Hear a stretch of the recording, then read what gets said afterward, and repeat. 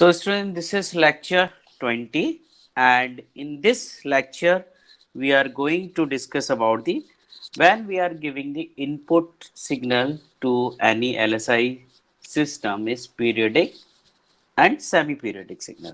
Okay. सो अभी तक हमने सारे सिग्नल्स देख लिए थे कि कैसे हम एक एलएसआई सिस्टम में अपना इनपुट दे रहे थे और आउटपुट मिल रहा था और कैसे हम इम्पल्स रिस्पॉन्स अपना कैलकुलेट कर रहे थे. सो रिमेंबर स्टूडेंट्स कि बहुत ज़्यादा कंफ्यूजिंग हो जाता है ये टर्म कि हमें इम्पल्स रिस्पॉन्स कैलकुलेट करना है कि आउटपुट रिस्पॉन्स कैलकुलेट करना है. ठीक है. सो रिमेंबर जब भी हम इम्पल्स रिस्पॉन्स की बात करेंगे so we are talking about the H T और H N. Okay, on the basis of कि आप डिस्क्रीट सिग्नल यूज कर रहे हैं या कंटिन्यूस सिग्नल यूज कर रहे हैं उसी हिसाब से आप कैलकुलेट करते हैं. सो वो हम सिस्टम के रिस्पॉन्स की बात कर रहे हैं. ओके. सो अगर लिख के आता है क्वेश्चन में कि सिस्टम रिस्पॉन्स कैलकुलेट करो या लिख के आता है इम्पल्स रिस्पॉन्स कैलकुलेट करो, सो हमेशा हमारा फोकस किस पे होना चाहिए? We have to calculate the H T और एच एन. ठीक है. नाउ अब ये बोल रहा है कि अगर हमारा कोई सिस्टम है और उसमें इनपुट हम क्या दे रहे हैं? पीरियडिक सिग्नल और any semi periodic signal. Okay. So अगर हम इस टॉपिक की बात करें, ठीक है, इस टॉपिक को हम थोड़ा एक रिलेशनशिप अभी फाइंड आउट करेंगे. बाकी जो इस टॉपिक में हम पढ़ने वाले हैं वो हम आगे जब नेक्स्ट यूनिट करेंगे फोरियर ट्रांसफॉर्म, उसमें हम पोर्शन को कवर करेंगे. क्योंकि उसका रीजन इसलिए है क्योंकि जब मैं बोलता हूँ periodic signal, okay, so if you remember, अगर आपने मैथमेटिक्स में फोरियर ट्रांसफॉर्म पढ़ा होगा, e to the power j omega term में हम अपन डिफाइन करते हैं. Okay. So e to the power j omega को ही हम क्या करते हैं? Basically these are the sine cosine functions.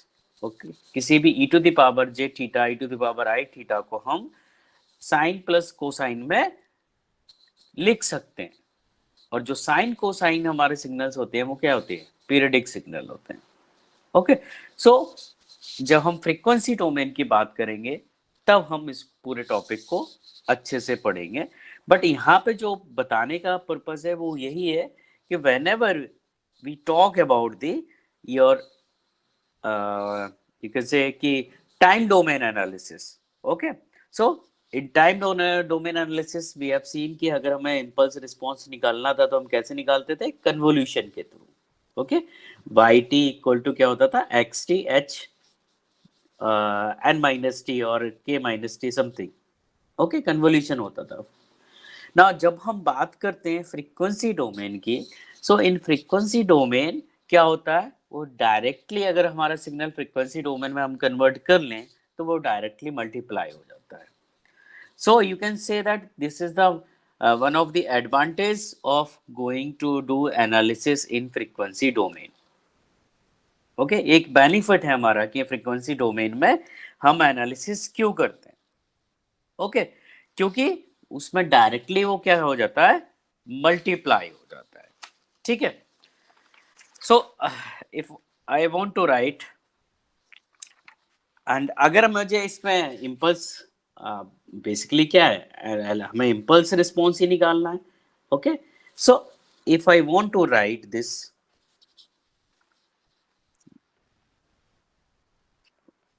Things जो इम्पोर्टेंट थे, I told you. Now important points means let's see the relationship between the your, क्योंकि अभी हम किसकी बात कर रहे हैं? फ्रीक्वेंसी डोमेन की. सो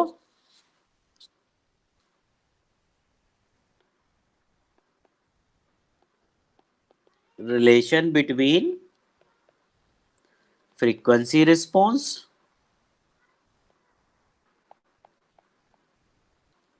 and impulse response.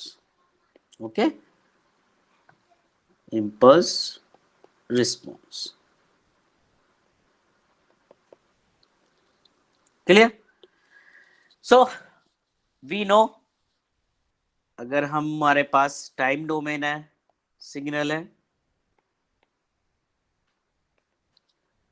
so we do the analysis using convolution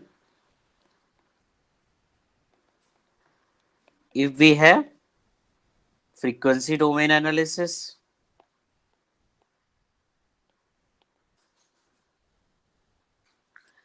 using the Fourier transform.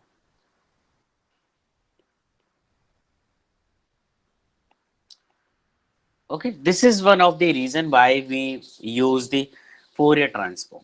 Okay, Fourier transform की हम बात करते हैं, मींस एनालिसिस हम किस में कर रहे हैं, फ्रीक्वेंसी डोमेन में। सिग्नल हमारे पास टाइम डोमेन में है और हम इसकी एनालिसिस किस में कर रहे हैं, उसको कन्वर्ट कर रहे हैं, ट्रांसफॉर्म कर रहे हैं एक डोमेन से दूसरे डोमेन में। टाइम डोमेन का सिग्नल है, उसको हमने ट्रांसफॉर्म किया, फोरियर ट्रांसफॉर्म है, तो जो अब हमें आउटपुट्स मिलेंगे, ओके, जो एनालिसिस करेंगे वो हम करेंगे फ्रीक्वेंसी डोमेन में। बेनिफिट क्या है फ्रीक्वेंसी डोमेन में आने का? सॉरी, कि जो कन्वोल्यूशन होता था, और इंपॉर्टेंट पॉइंट लिख लेते हैं, that is the every input signal whatever we are giving the input can be represented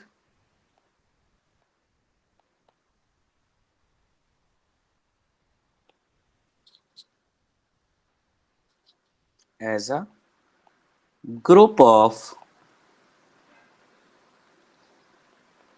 cosine wave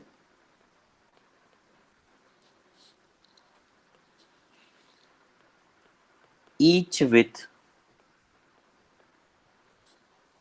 a specified amplitude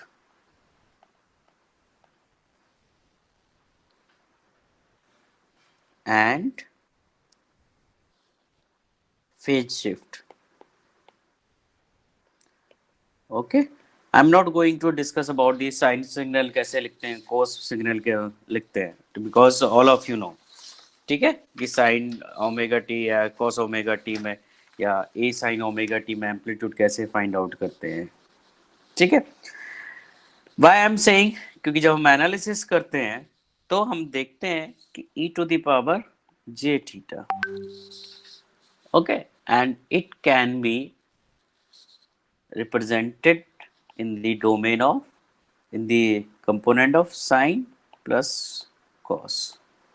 I am not writing the theta over here, but sine and cos के उसमें हम represent कर सकते हैं। सो अगर मैं इसे graphical आपको बताना चाहूं कि कैसे हो रहा है, इसको मैं इरेज कर देता हूं। So let's see, you have the signal xn, उसका इम्पल्स रिस्पॉन्स क्या होता था, hn, एंड यहाँ पे क्या मिलता था हमें, output response, that is y। Same अगर मैं xn का अगर मैं ले रहा हूं, so I am just writing the xf, frequency domain, okay, signal है, कन्वर्ट कर लिया, इसे मैंने लिख दिया, इसे कैपिटल x कर देते हैं, सो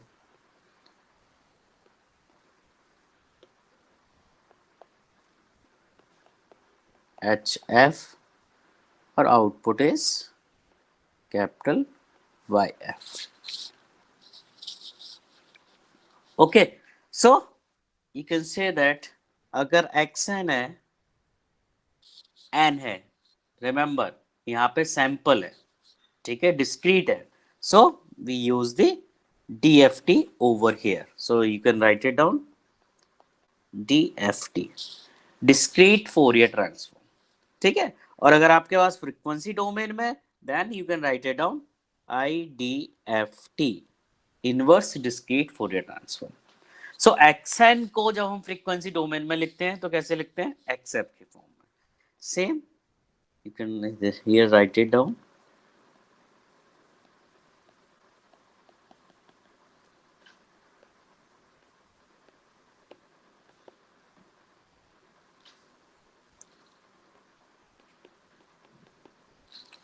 ठीक है।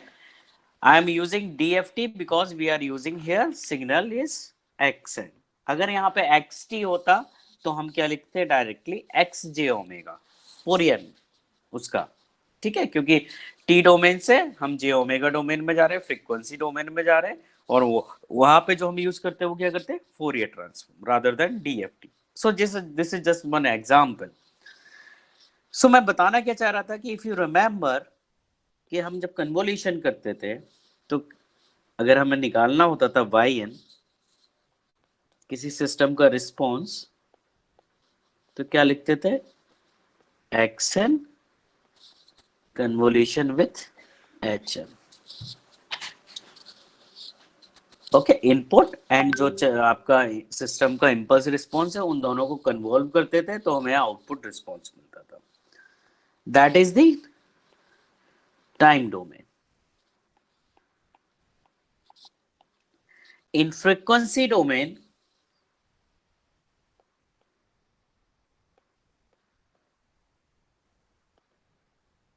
क्या हो जाता है, ये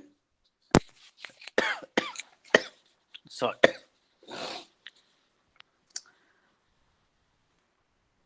if you have discrete signal तो yf equal to your xf multiply with hf. Okay, so rather than यहां पे क्या होता था, convolution, what we are doing here, just multiply. So this is the another advantage, ठीक है। Frequency domain में हमारी एनालिसिस इजी हो जाती है। क्यों इजी हो जाती है, उसका रीजन यही है कि you have to just take the transform of the function and multiply it, कि जो इनपुट है उसका ट्रांसफॉर्म कर लो, जो आपके पास इंपल्स रिस्पॉन्स है, सिस्टम का रिस्पॉन्स है, उसका ट्रांसफॉर्म कर लो फोरियर, और दोनों को मल्टीप्लाई कर दो। यहां पे क्या होता था, कन्वोल्यूशन होता था। यहां पे हमें क्या करना है, डायरेक्टली मल्टीप्लाई करना है। Okay, so you have to remember in Fourier transform or in DFT, you have to multiply both the input and your impulse response. Now, if I talk about the mathematical analysis, okay, so you can, this is the basic definition, okay, you have to remember. Now, if I want to do some mathematical analysis about this h omega, how we are getting this hf और h omega, अगर आपके पास continuous time है तो h generally we write it down in, मैं यहाँ पे लिख देता हूँ, इफ द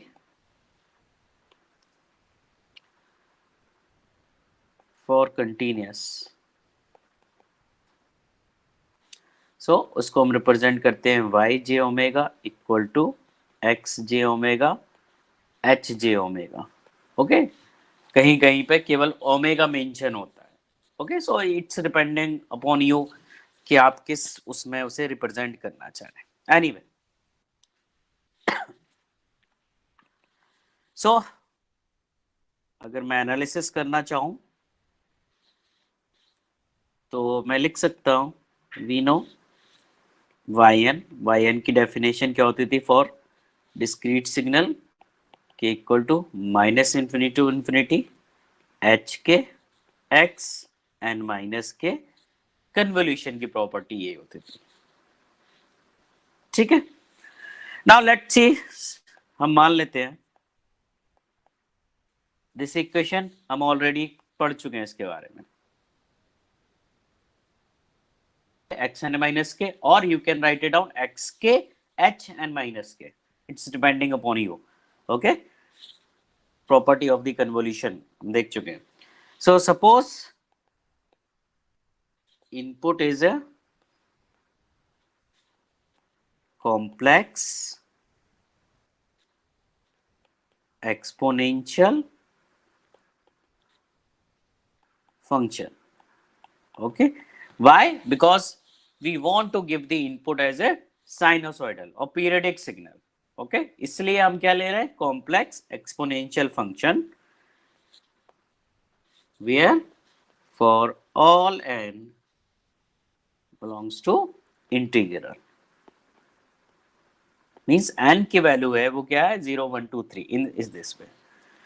ओके, क्योंकि यही रिक्वायरमेंट थी according to the main heading, हमें क्या देना था, इनपुट पीरियडिक सिग्नल देना था, सो हमने ये कंसीडर कर लिया कॉम्प्लेक्स एक्सपोनेंशियल, क्योंकि कॉम्प्लेक्स एक्सपोनेंशियल को हम क्या लिखते हैं, लिख सकते हैं साइन प्लस कॉस के फॉर्म में। सो हमने मान लिया let's see xn equal to e to the power j omega n is your input. So just put this value in our equation. Let's see, this is equation 1. So using equation 1 you can get the yn equal to summation k equal to minus infinity to infinity h k as it is आ जाएगा। xn की जगह क्या रखना है, e to the power j omega n, so e to the power j omega और n minus k। ठीक है, इसको हमने ऐसे लिख लिया इस equation.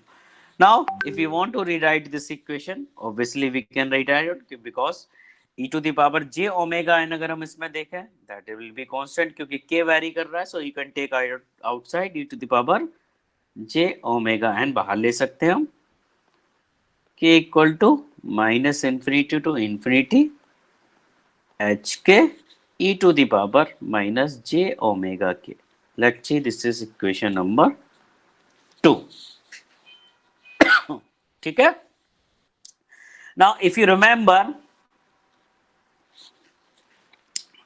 so recall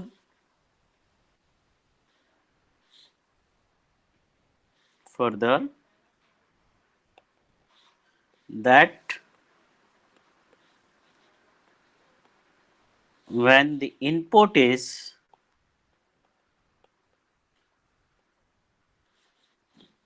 the complex exponential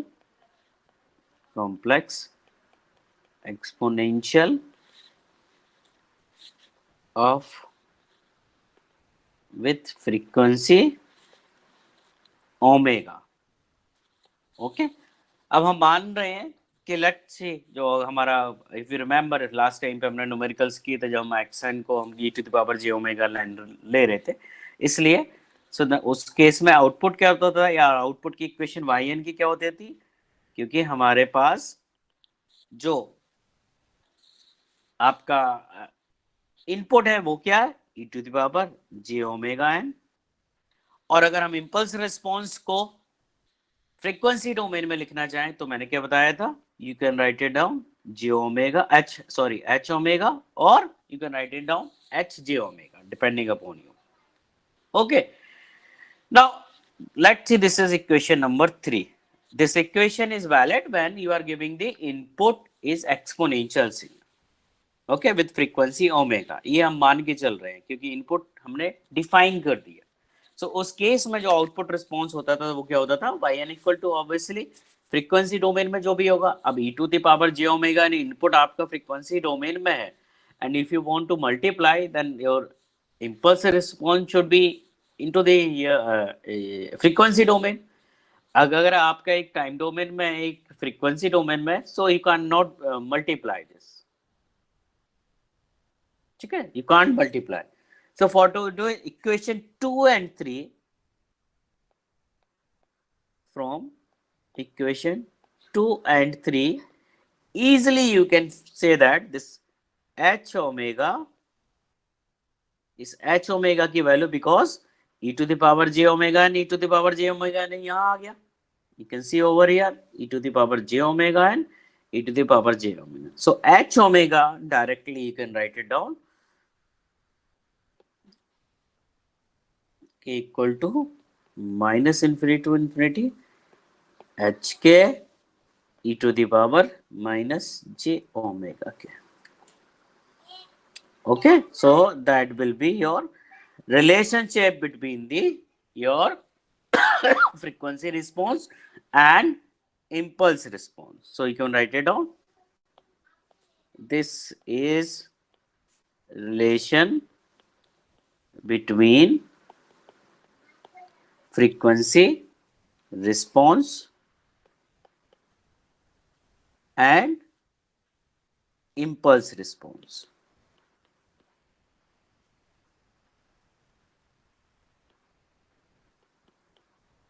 and that is represented by this function. Okay जब हम अभी फोरियर ट्रांसफॉर्म पढ़ेंगे so you will see the same equation we will use over there. Okay कि how you are going to calculate your impulse response, that is h j omega in frequency domain. Okay, so this is all about your the relationship between the frequency response and impulse response.